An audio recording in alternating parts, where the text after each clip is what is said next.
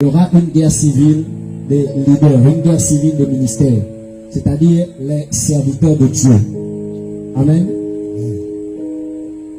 Si tu veux que j'explique, dis explique. Explique. La guerre civile, ça veut dire qu'il y aura l'affrontement de deux camps. Lorsque Dieu va faire sortir son mouvement de sainteté, ce mouvement va écraser tous les faux mouvements qui existent à l'heure actuelle qui ne sont pas de Dieu. Amen. Ils vont écraser tous les faux mouvements qui ne sont pas de Dieu. Amen. Je te dis la vérité. Si tu es un homme étant de la fin, si tu participes à ce que Dieu fait maintenant, attends-toi à faire la guerre. Yes. Tu vas faire la guerre aux faux prophètes. Yes. Tu le veux, tu ne le veux pas, c'est comme ça. Je te dis la vérité. Qui a appelé le prophète Élie? C'est Dieu, n'est-ce pas? Ces choses sont en train de revenir. Amen. Divine qui arrive, un clash.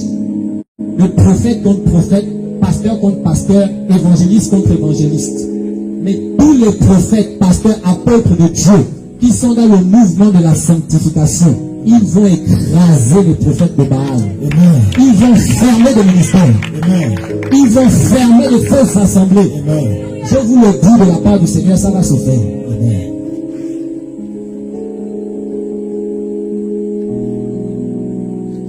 L'exemple que nous avons, c'est Moïse. Moïse jette le bâton qui devient un serpent. Les magiciens jettent aussi des bâtons. Les bâtons deviennent des serpents. Mais le serpent de Moïse avale les serpents des magiciens. Amen. Et quand les serpents des magiciens étaient avalés, il n'en restait plus rien. Pour montrer que le mouvement de Dieu aura la suprématie sur le faux mouvement du diable. Amen. Donc il y a une église au Gabon qui va renverser une autre église. Yes.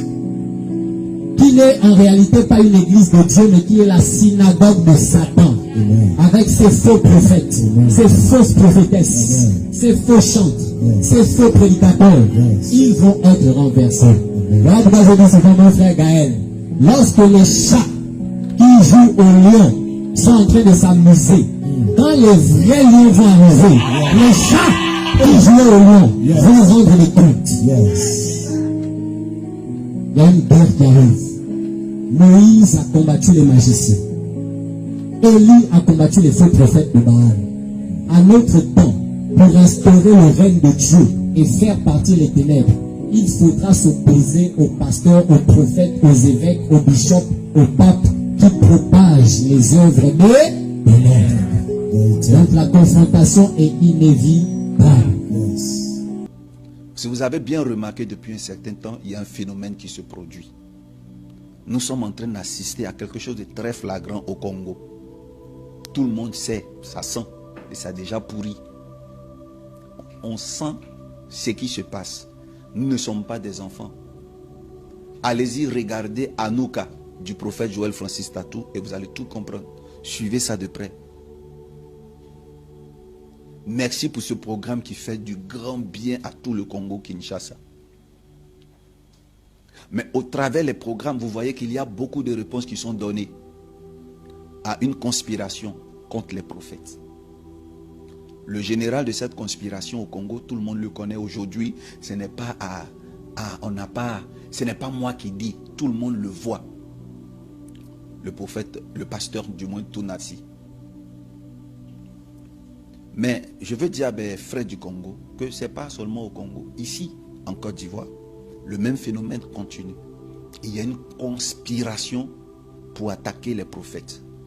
Et cela depuis toujours. Comme Tounassi au Congo, ici nous avons le pasteur Mohamed Sanogo de Vase d'Honneur et plusieurs autres pasteurs qui nous donnent le sentiment d'être en insécurité, d'être inconfortable, d'être dérangé par une invasion de prophètes. Je me suis rendu compte que les vrais prophètes sont absents sur la scène parce que les enseignements qui forment les vrais prophètes sont absents dans l'église. Et c'était l'un des songes que je faisais, qu'il fallait se séparer de quelques personnes, et j'ai compris que c'est parce que Dieu va vouloir maintenant distinguer la vraie chrétienté et la chrétienté fausse. Ceux qui veulent rester dans la chrétienté fausse, il y aura le schisme, il y aura la séparation. Et c'est un message prophétique qui ne concerne pas forcément l'église de Rehoboth ici, ça concerne l'église au Gabon. Vous allez voir des gens de longue date. Les choses vont de plus en plus se décider. On a marché ensemble, main dans la main, parce qu'on se faisait confiance. Mais après, ça se décide que l'un est dans la chrétienté trafiquée, l'autre est dans la chrétienté véritable. Dieu vous sépare. Parce que c'est écrit, éloigne-toi